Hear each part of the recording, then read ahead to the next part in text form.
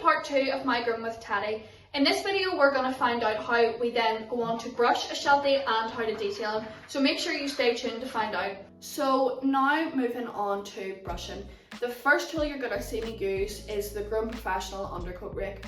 I'm going to go through all of Teddy's coat and try and remove any remaining undercoat. Now this isn't a technique you're going to do on all long-haired dogs. Like I said before, not all long-haired dogs have a double coat. So the single coated dogs will never ever need this step in your grooming process. This is just for the double coated breeds. So I'm going to go through and remove any remaining undercoat within Teddy's coat to ensure that it's nice and flowy by the end of this, and that I can literally slip my fingers through, slip a comb through. You'll also see my partner in crime for this step is my Spectrum 50/50 comb. I like to go through after I think I have removed the undercoat and comb through, because if you can successfully get that comb right through the coat without it stopping or jamming or pulling any hair, or without any hair being left in the comb, you know you have successfully removed the undercoat. So at times you will see me lift Teddy's coat and use the undercoat rake right at the root of his hair to draw out some of that dead hair that is no longer wanted. There is a technique called line brushing, which is pretty similar to this, where you lift the coat up and you brush down the dog line by line. I didn't do this on Teddy today, I just sort of wanted to show the more suited techniques for a pet groom rather than a show dog groom. But the fluff drying is kind of similar to this as well, because you are separating the coat and brushing line by line. I think it is just a personal preference matter more than anything, so just whatever's best suited to you really. Now, the likes of a Sheltie should be getting groomed or brushed at home every single day. This would really prevent the impacted coat happening again, and it would just ensure he wasn't going to get any mats or tangles within that big coat of his. So if you do get a dog like this in your salon, sort of maybe suggest to their owner to start brushing them every single day, or maybe they do, but maybe they need to use better tools, better brushes, better products. So make sure you use your knowledge as a groomer to recommend some products that they can use at home to help with their home grooming and brushing, because ultimately that's going to benefit the dog, and that's really what we want here. We love seeing dogs come into our salons with nice, healthy, shiny coats that are really well cared for, so you really want to encourage any owners that come into your salon to be doing this. So next up in this grooming process, what I'm going to do is what I have seen a few people call doggy detailing. I really love this phrase and I've sort of adopted it myself. Basically I'm going to use some tools and scissors to regain a shape within Teddy's body, because before we start this he literally just looked like a furball, like a literal furball. So first of all, I'm taking my Groom Professional Serious thinning scissors and I'm going to take away any of those straggly hairs on his paws to sort of get a shape back, because at the minute they're just Grinch feet. So you want to go around the outsides and thin away all those straggly hairs, and then brush up on the top of his paw and you'll see the hair will stand up. And you want to start from the top and scissor downwards, because if you start at the bottom you might find you take too much away and it might create a really strange looking shape on his foot that you now can't fix because you've already taken it away. So I like to start at the top and work my way back down. A tip I have for any novice or beginner groomers out there is invest in a pair of good thinning scissors. My Groom Professional Serious thinning scissors really didn't break the bank, and I love them to bits. I just think they are an amazing tool to have because they are so forgiving, and it really gives you time to, if you were cutting around a dog's face, the thinning scissors really give you time to see what sort of shape you're making before any drastic decision is made. If you were using a pair of straight scissors or curved scissors doing this, once you snip that hair away, it's gone. But with the thinning scissors, you sort of have to keep snipping before any shape is created. So I do think for any novices or any beginners, get yourself a pair of thinning scissors that sit comfortably in your hand, that you really like, and you'll be flying.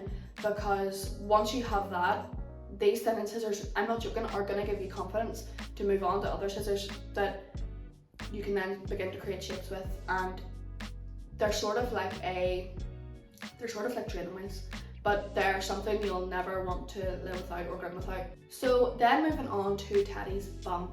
Teddy has an opportunity here to create a nice round bum. Now, as I said before, I am not trying to do a breed standard groom on Teddy. I am not trying to do the perfect Sheltie cut on him. All I really want to achieve today is to get him looking much tidier, and as I said before, remove all that impacted coat and get his hair looking like a nice long haired dog again instead of a little static fur ball. For Teddy's bum, I am going to use my comb and brush upwards and outwards and sort of brush any way you want to create the shape that you want to scissor into his body. So I sort of brush up and around so that I can go down and scissor and make a nice curve on his bum. Sort of like when you're grooming a Pomeranian's bum. Pomeranian bums are very famous for being for making them nice and round when you're grooming. I think it's so satisfying. But to help with this, I am using my Groom Professional Scissor Spritzer, which really holds the hair in place and allows you to scissor it before it falls back down. So sometimes you're going to have to keep combing up and keep combing out and scissor again and comb up and scissor again. Grooming can be quite a repetitive process, but as I said, you have to trust the process, and it's the repetitiveness and the attention to detail which is going to get you really good results.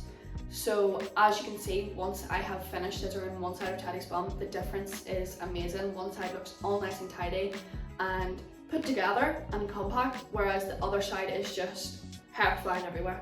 So Shelties actually are a breed of herding dog which originated in the Shetland Islands of Scotland. I say they're a herding dog, so it does mean they kind of are quite energetic, but don't be put off by this. They also are a great family dog.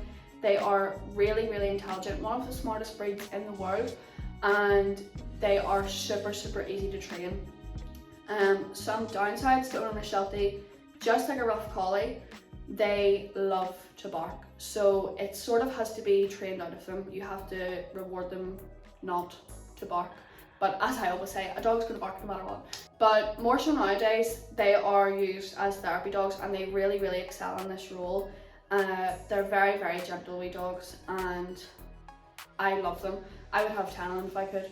They just are amazing. I think my granddad used to always keep them because he just thought they were the best wee dogs ever, and any of the ones he ever owned were literally just so placid and so amazing. But I think he did sort of bribe them a little bit too much with tea and biscuits, which he shouldn't have done.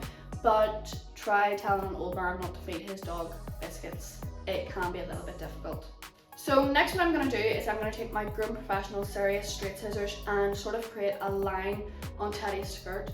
This is just to create a tidier and more groomed effect on Teddy's body, just to take away that messy, straggly look. Now don't get me wrong, some people do like to leave the skirts long on their dogs, and that is completely fine. It is just a personal preference thing. I like to make Teddy look, as I said before, he's not getting the Sheltie breed standard. I'm just trying to tidy him up. So I take away quite a bit of the skirt, and then I'm going to take my chunkers and thin out anything else left to try and create a rounder effect more so than a straight cut effect, just because I think it's not more natural looking, but in a sense more natural looking.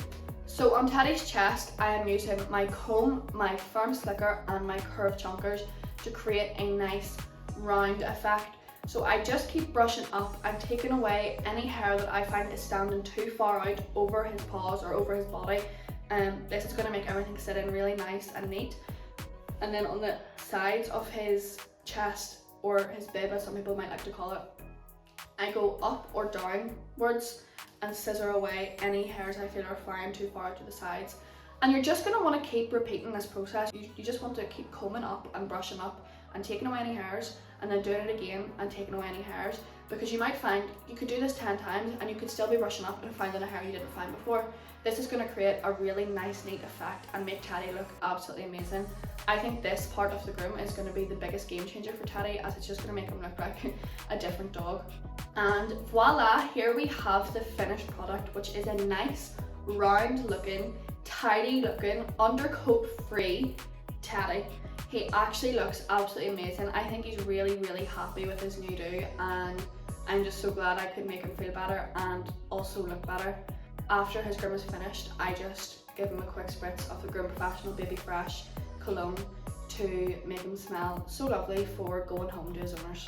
So hopefully you found this video helpful, and maybe next time you have a long haired dog in your salon, you'll know how to work through his or her coat a little bit better. Please remember to give this video a like and subscribe to the Christies Direct YouTube channel, and thanks for watching.